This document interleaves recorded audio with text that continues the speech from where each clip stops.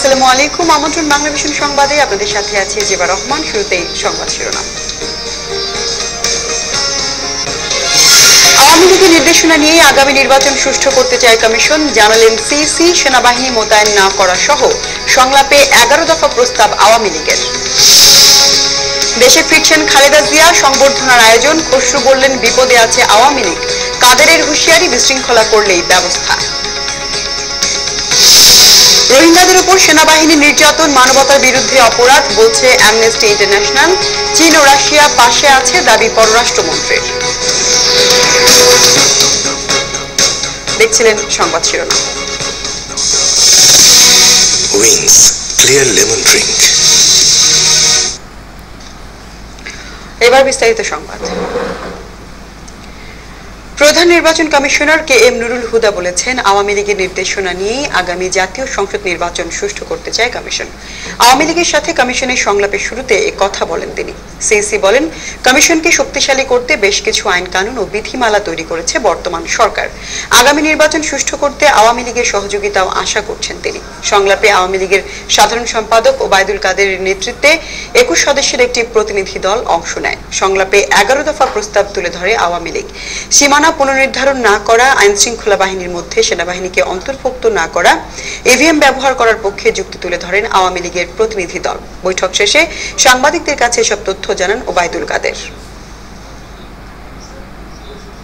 নির্বাচনের তফসিল ঘোষণার পর হতে নির্বাচন অনুষ্ঠানের দিন এবং নির্বাচন কমিশন কর্তৃক নির্ধারিত নির্বাচন পরবর্তী সময়ের জন্য প্রতিটি নির্বাচনী এলাকার আইন শৃঙ্খলা রক্ষার দায়িত্ব পুলিশ সহ অন্যান্য আইন শৃঙ্খলা রক্ষাকারী বাহিনীর উপর ন্যস্ত থাকবে। 3 মামলায় গ্রেফতারি পরোয়ানা মাথায় নিয়ে লন্ডন থেকে আজ দেশে ফিরছেন বিএনপি চেয়ারপারসন বেগম খালেদা জিয়া। 3 মাস লন্ডনে চিকিৎসা শেষে বুধবার বিকেল 5:30টায় এমিরেটসের একটি ফ্লাইটে হযরত শাহজালাল আন্তর্জাতিক বিমানবন্দরে পৌঁছবেন BNP chairperson Begum Khaleda Zia. BNP senior নেতারা সহ বিপুল সংখ্যক নেতাকর্মী বেগম জিয়াকে শুভেচ্ছা জানাবেন। এদিকে দুপুরে জাতীয় প্রেস ক্লাবে এক প্রতিবাদ সভায় বিএনপির স্থায়ী কমিটির সদস্য আমির খসরু মাহমুদ চৌধুরী মন্তব্য করেছেন, বিএনপি চেয়ারপারসন বেগম খালেদা জিয়ার বিরুদ্ধে গ্রেফতারি পরোয়ানা প্রমাণ করে আওয়ামী লীগ কতটা বিপদে আছে। তিনি অভিযোগ করেন, আওয়ামী লীগের মধ্যে নির্বাচন নিয়ে ভীতি কাজ করছে, এজন্যই তারা প্রধান বিচারপতি নিয়ে খেলায় মেতেছে। আর বিএনপিকে নিয়ে প্রধান নির্বাচন কমিশনারের মন্তব্য তারা সহ্য করছেন না। দেশনেত্রী বেগম খালেদা জিয়ার বিরুদ্ধে যে ওয়ারেন্টটা ইস্যু করেছেন সেটাই প্রমাণ করে যে আজকে আপনারা কত বড় সংকটে আছেন, কত বড় বিপদে আছেন। সামনে নির্বাচনকে নিয়ে আপনারা যে কত ভীত সন্ত্রস্ত সেটা আপনারা আবার প্রমাণ করেছেন। কারণ দেশনেত্রী বেগম খালেদা জিয়াকে আপনার মামলা দিয়ে, আপনার ওয়ারেন্ট ইস্যু করে, কারাগারের ভয় দেখিয়ে ওনাকে বিরত রাখা যাবে না। এদিকে বিএনপি চেয়ারপারসন বেগম খালেদা জিয়াকে গ্রেফতারের কোনো পরিকল্পনা সরকারের নেই বলে জানিয়েছেন আওয়ামী লীগের সাধারণ সম্পাদক ওবায়দুল কাদের। বঙ্গবন্ধু শেখ মুজিবুর রহমানের ছোট ছেলে ও প্রধানমন্ত্রী শেখ হাসিনার ছোট ভাই শেখ রাসেলের 53তম জন্মদিন উপলক্ষে সকালে বনানী কবরস্থানে শ্রদ্ধা জানিয়ে সাংবাদিকদের তিনি একথা বলেন। ওবায়দুল কাদের আরও জানান, বেগম জিয়া দেশে ফেরার পর তাকে সংবর্ধনার নামে দলের নেতাকর্মীরা কোনো বিশৃঙ্খলা করলে প্রশাসন এর উপযুক্ত জবাব দেবে। পরে একে একে আওয়ামী লীগের বিভিন্ন অঙ্গ সংগঠন শেখ রাসেলের কবরে শ্রদ্ধা জানায়। মিয়ানমারের রাখাইন রাজ্যে রোহিঙ্গাদের উপর সেনাবাহিনী নির্যাতনের ঘটনাকে মানবতার বিরুদ্ধে অপরাধ বলেছে মানবাধিকার সংস্থা অ্যামনেস্টি ইন্টারন্যাশনাল। ওই নির্যাতনে সুস্পষ্ট প্রমাণ পাওয়া গেছে বলে আবারও দাবি করেছে সংস্থাটি। রোহিঙ্গাদের উপর সেনা নির্যাতনের ঘটনায় বুধবার নতুন এক প্রতিবেদন প্রকাশ করে সংস্থাটি। এতে রোহিঙ্গাদের হত্যা, ধর্ষণ, ঘরবাড়ি জ্বালিয়ে দেয়া ও জোরপূর্বক রাজ্য থেকে বের করে দেওয়ার ঘটনায় আবারও সেনাবাহিনীকে অভিযুক্ত করা হয়েছে। মিয়ানমারের সাথে অন্য দেশগুলোর অস্ত্র বাণিজ্য বন্ধ করতে জাতিসংঘ নিরাপত্তা পরিষদের প্রতি আহ্বান জানিয়েছে সংস্থাটি। সেই সাথে দেশটির জ্যেষ্ঠ কর্মকর্তাদের উপর অর্থনৈতিক নিষেধাজ্ঞা জারির আহ্বান জানানো হয়েছে। গত 25 আগস্ট সেনা অভিযানের পর থেকে এ পর্যন্ত অন্তত 150 প্রত্যক্ষদর্শীর সাক্ষাৎকার, স্যাটেলাইট ডাটা, ছবি ও ভিডিও তথ্যের উপর ভিত্তি করে প্রতিবেদনটি তৈরি করা হয়েছে। এদিকে বাংলাদেশে আশ্রয় নেওয়া রোহিঙ্গাদের সংখ্যা 5,82,000-এ পৌঁছেছে বলে জানিয়েছে জাতিসংঘ। সীমান্তে অপেক্ষা করছে আরো হাজার হাজার রোহিঙ্গা। মঙ্গলবার জেনেভায় এক বৈঠকে নতুন এ পরিসংখ্যান জানায় জাতিসংঘ। অন্যদিকে চীন ও রাশিয়া সহ আন্তর্জাতিক বিশ্ব রোহিঙ্গা ইস্যুতে বাংলাদেশের পক্ষে আছে বলে জানিয়েছেন পররাষ্ট্রমন্ত্রী AH মাহমুদ আলী। পররাষ্ট্র মন্ত্রণালয়ে আয়োজিত এক সংবাদ সম্মেলনে তিনি বলেন, চীন ও রাশিয়ার অবস্থান আগের চেয়ে অনেক পরিবর্তন হয়েছে। তার দাবি, আদিকাল থেকে রোহিঙ্গাদের আরাকানে বসবাসের বিষয়টি চীন ও রাশিয়ার জানা ছিল না। এ বিষয়ে আরো বিশদ জানাতে প্রয়োজনে এই দুই দেশে বিশেষ দূত প্রেরণের কথাও জানান মাহমুদ আলী। তিনি বলেন, মিয়ানমারে সহিংসতা বন্ধ করা, নিরবিচ্ছিন্ন মানবিক সহায়তা দেয়া ও জোরপূর্বক বিতাড়িত রোহিঙ্গাদের স্বদেশে ফিরিয়ে দেয়া সহ বেশ কয়েকটি বিষয়ে জাতিসংঘের সকল সদস্য রাষ্ট্র ঐক্যমত প্রকাশ করেছেন। মিয়ানমার সরকারের উপর আন্তর্জাতিক চাপ বাড়ছে বলেও দাবি করেন তিনি।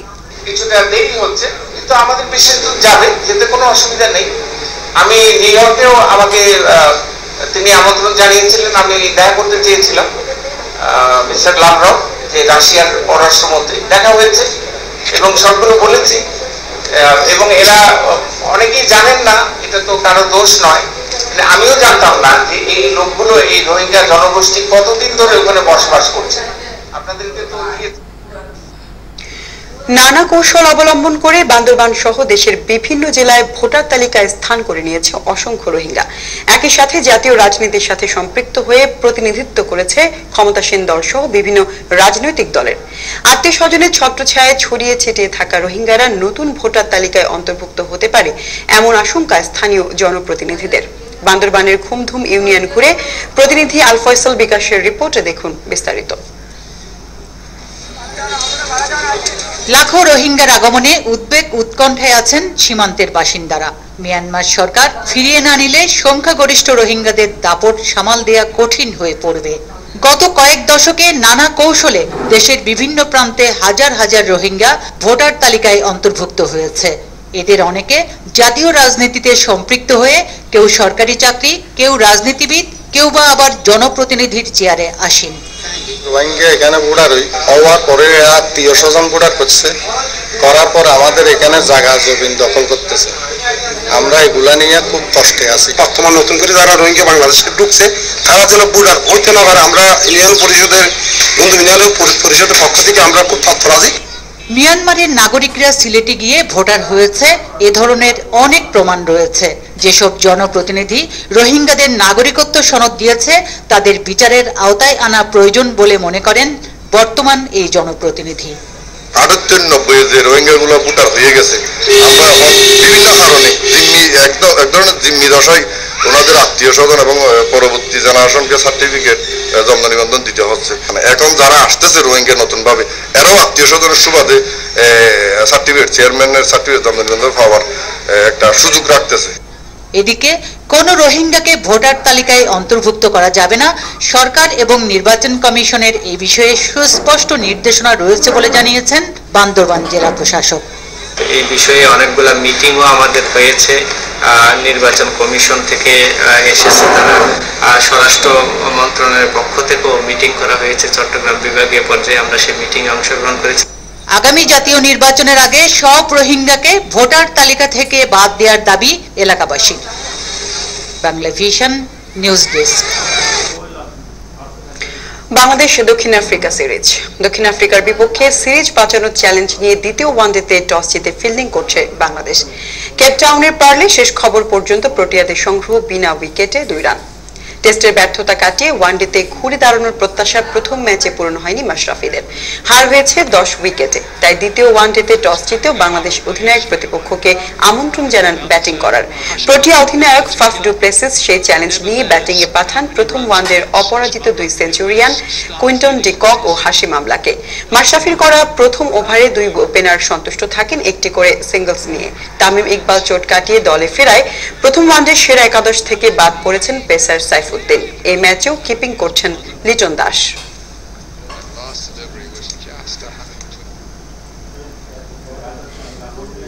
এই পর্যায়ে নিচ্ছে সিবিসি টাইলস সংবাদ বিরতি। সাথে থাকুন, ফিরে এসে থাকছে। মালিক ও শ্রমিকদের সাথে স্থানীয়দের সংঘর্ষের প্রতিবাদে অনির্দিষ্টকালের পরিবহন ধর্মঘট সিলেটে।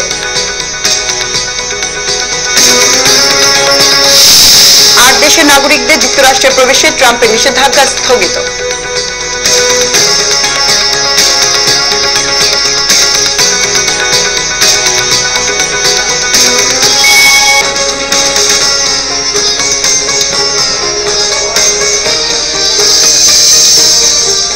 স্বাগত আরেকবার বাংলা ভিশন সংবাদে। কদমতলী বাস স্ট্যান্ড এলাকার তাজমহল হোটেলের দখল নিয়ে মালিক শ্রমিকদের সাথে স্থানীয়দের সংঘর্ষের প্রতিবাদে অনির্দিষ্টকালের পরিবহন ধর্মঘটে নেমেছে সিলেট পরিবহন মালিক ও শ্রমিকরা। আজ সকাল 6টা থেকে এই ধর্মঘট শুরু করে তারা। মঙ্গলবার সন্ধ্যায় সিলেট পরিবহন মালিক শ্রমিক ঐক্য পরিষদের নেতারা এক জরুরি সভায় বসেন। তারা হামলাকারীদের গ্রেফতারের দাবি জানিয়ে অনির্দিষ্টকালের এই ধর্মঘটের ডাক দেন। পরিবহন বন্ধ থাকায় সিলেট কেন্দ্রীয় বাস টার্মিনাল থেকে দূরপাল্লার কোনো বাস ছেড়ে যায়নি। বন্ধ রয়েছে সিলেটের আঞ্চলিক সড়কের গণপরিবহনও। সকালে শ্রমিক নেতাদের পিকেটিং করতেও দেখা গেছে, এতে ভোগান্তিতে পড়েছেন আঞ্চলিক রুট সহ সকল রুটের যাত্রীরা। ধীরগতির কারণে হাজার কোটি টাকার গ্রিড সাব স্টেশনের কাজ শেষ হয়নি নির্ধারিত সময়ে। এতে ভয়াবহ বিদ্যুৎ বিপর্যয়ে খাগড়াছড়ি বিদ্যুৎ বিতরণ বিভাগের আওতাধীন 54,000 বিদ্যুৎ গ্রাহক। দিনে কেবল 12 থেকে 16 ঘন্টাই নয়, কখনো কখনো টানা 3 থেকে 4 দিনও দেখা মেলে না বিদ্যুতের। জন্ম থেকে জ্বলছি, এই কথাটি যেন খাগড়াছড়ির বিদ্যুৎ গ্রাহকদের নিত্যসঙ্গী। সীমাহীন লোডশেডিং, লো ভোল্টেজ ও সরবরাহ লাইনের সমস্যা পিছু ছাড়ছে না তাদের। জেলায় বিদ্যুতের চাহিদা 17 থেকে 19 মেগাওয়াট হলেও দীর্ঘ লাইনের কারণে অপচয় হচ্ছে বিদ্যুতের। ফলে বিদ্যুৎ সরবরাহ করতে হচ্ছে শেয়ারিং করে। এতে বাসাবাড়িতে নানা সমস্যার পাশাপাশি ব্যাহত হচ্ছে হাসপাতালের চিকিৎসা কার্যক্রমও। বাচ্চা কাচ্চাদের লেখাপড়া ডিস্টার্ব, ঠিক মতন আমরা গা গোসল ধুতে পারি না, লো ভোল্টেজ। আমাদের 24 ঘন্টার মধ্যে শুধু 2 থেকে 3 ঘন্টা বিদ্যুৎ থাকে। যতটুকু পাই ততটুকু আমাদের কোনো কাজে আসে না। বছরের অধিকাংশ সময়ই লো ভোল্টেজ থাকায় ব্যবসা বাণিজ্যও দেখা দিয়েছে অচলাবস্থা। শিল্পনগরী যে কারখানা একটা গড়ে উঠছিল তাও এটা বন্ধ, আর যারা শিল্প জন্য টাকা দিয়েছিল টাকা তারা ফেরত নিচ্ছে। গত আগস্টে প্রকল্পের কাজ শেষ হওয়ার কথা থাকলেও এখনো তা শেষ হয়নি। এ বিষয়ে কথা বলতে রাজি নন প্রকল্প সংশ্লিষ্ট কর্মকর্তারা। অবশ্য শিগগিরই এই সমস্যা সমাধানের আশ্বাস বিদ্যুৎ বিভাগের। সরকার বড় ধরনের একটা প্রজেক্ট হাতে নিয়েছে পাওয়ার গ্রিড কোম্পানির মাধ্যমে। সেই পাওয়ার গ্রিড কোম্পানির মাধ্যমে আমরা প্রায় 1,32,000-এর যে লাইনটা শুরু হয়েছে, এটা কমপ্লিট হওয়ার পরে খাগড়াছড়ি বিদ্যুতের যে সমস্যা সেটা সমাধান হবে বলে আমরা আশা রাখি। দ্রুত প্রকল্পের কাজ সমাপ্ত ও জনভোগান্তি থেকে মুক্তি চান জেলার বিদ্যুৎ গ্রাহকরা। বিদ্যুৎ সরবরাহ ব্যবস্থার সংকট সমাধানে 2013 সালের নভেম্বরে প্রায় 1000 কোটি টাকা বিদ্যুৎ সাবগ্রিড স্টেশনের ভিত্তিপ্রস্তর স্থাপন করেন প্রধানমন্ত্রী Sheikh Hasina. Bangla vision news desk. Mongla Khulna মহাসড়কের ভাগাবাজারে খাস জমির মালিকানা নিয়ে চলছে উত্তেজনা। জাল দলিল ও রাজনৈতিক প্রভাব খাটিয়ে বসবাসকারীদের উৎখাতের অভিযোগ স্থানীয় এক আওয়ামী লীগ নেতার বিরুদ্ধে। তবে পৈতৃক ভূমিটি অবৈধভাবে লিজ দেওয়া হয়েছে বলে দাবি তার। এ নিয়ে মুখোমুখি অবস্থানে দুপক্ষ। সংঘাতের সংখ্যায় বাজারের 5 শতাধিক ব্যবসায়ী।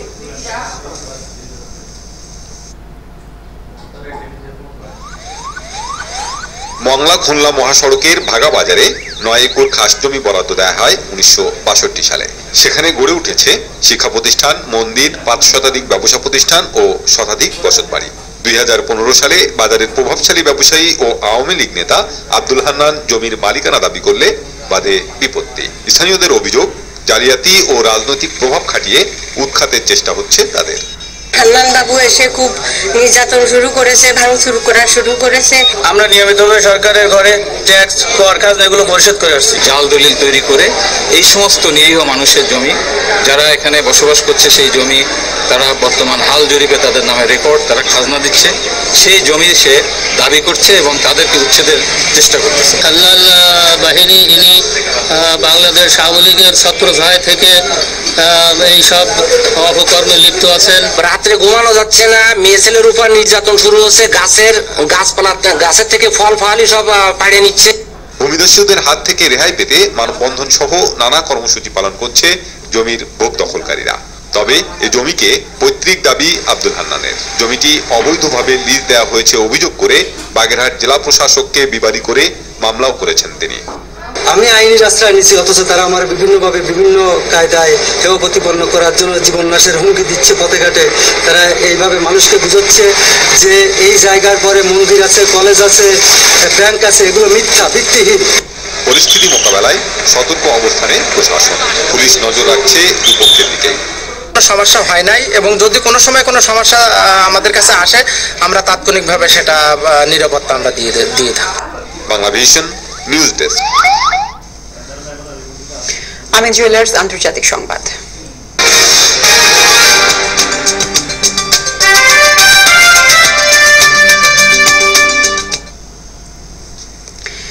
দেশের নাগরিকদের যুক্তরাষ্ট্রে প্রবেশ ঠেকাতে প্রেসিডেন্ট ডোনাল্ড ট্রাম্পের জারি করা সর্বশেষ ভ্রমণ নিষেধাজ্ঞা স্থগিত করল আদালত। ট্রাম্পের দেয়া তৃতীয় দফার এই ভ্রমণ নিষেধাজ্ঞা বুধবার থেকে কার্যকর হওয়ার কথা ছিল। হাওয়াই রাজ্যের করা আবেদনের প্রেক্ষিতে মঙ্গলবার হনুলুলুর ফেডারেল বিচারক ডেরিক ওয়াটসন ওই নিষেধাজ্ঞা স্থগিত করেন।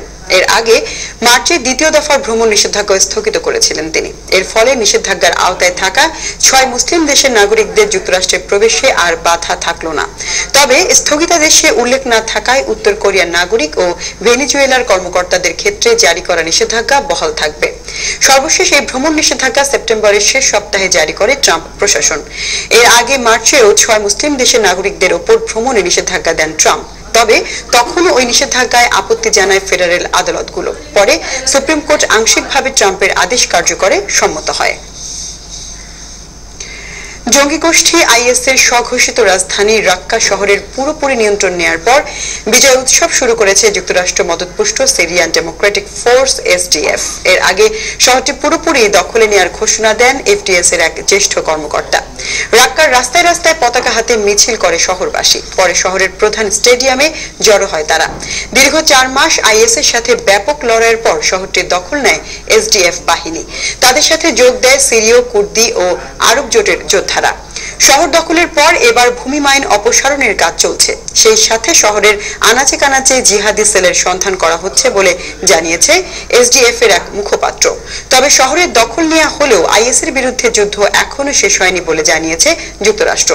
আন্তর্জাতিক জোটের সমর্থনে যুক্তরাষ্ট্রের নেতৃত্বে গত 6 জুন রাক্কায় সর্বাত্মক অভিযান শুরু করে এসডিএফ।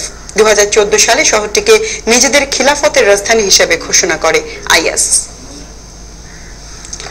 এবার কেমন খেলার সংবাদ।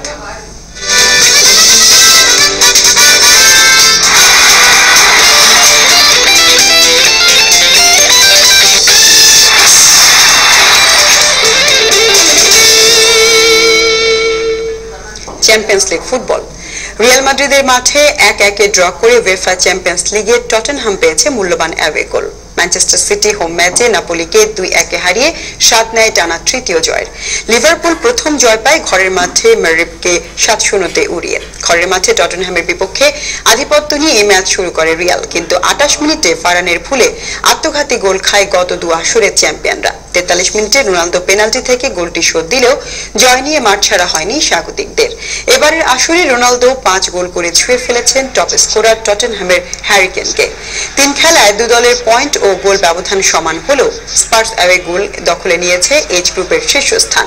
এফ গ্রুপে ম্যান সিটি হাতছাড়া করেনি টানা তৃতীয় জয়। ঘরের মাঠে নাপোলির বিপক্ষে 13 মিনিটের মধ্যে স্টার্লিং ও জেসুসের গোলে 2-0 লিড নেয় সিটি। 73 মিনিটে পেনাল্টি থেকে গোল খেয়ে 2-1 জয় পায় ইংলিশ লিগ লিডাররা। লিভারপুলও ই গ্রুপের শীর্ষে ফিরেছে 2 ম্যাচ ড্রর পর মারিবরের মাঠে 7-0 জয় নিয়ে। ফেরমিনো ও সালা করেন জোড়া গোল। সংবাদ শেষ করব শিরোনামগুলো আরেকবার জানিয়ে। আওয়ামী লীগের নির্দেশনা নিয়েই আগামী নির্বাচন সুষ্ঠু করতে চায় কমিশন, জানালেন সিইসি। সেনাবাহিনী মোতায়েন না করা সহ সংলাপে 11 দফা প্রস্তাব আওয়ামী লীগের। দেশে ফিরছেন খালেদা জিয়া, সংবর্ধনার আয়োজন। খসরু বললেন বিপদে আছে আওয়ামী লীগ, কাদেরের হুঁশিয়ারি বিশৃঙ্খলা করলেই ব্যবস্থা। রোহিঙ্গাদের ওপর সেনাবাহিনী নির্যাতন মানবতার বিরুদ্ধে অপরাধ বলছে অ্যামনেস্টি ইন্টারন্যাশনাল। চীন ও রাশিয়া পাশে আছে দাবি পররাষ্ট্রমন্ত্রীর। দর্শক, এই ছিল এখনকার মতো। পরের সংবাদ বিকেল 4টায়, এর আগে 3টায় রয়েছে নিউজ টপ 10 দেখার আমন্ত্রণ রইল। এছাড়া দেশ বিদেশের সর্বশেষ সংবাদ সবার আগে জানতে আপনার গ্রামীণফোন বাঙালি কুয়েত থেকে ডায়াল করুন 1616 এই নম্বরে। এতক্ষণ সঙ্গে থাকা ধন্যবাদ সবাইকে।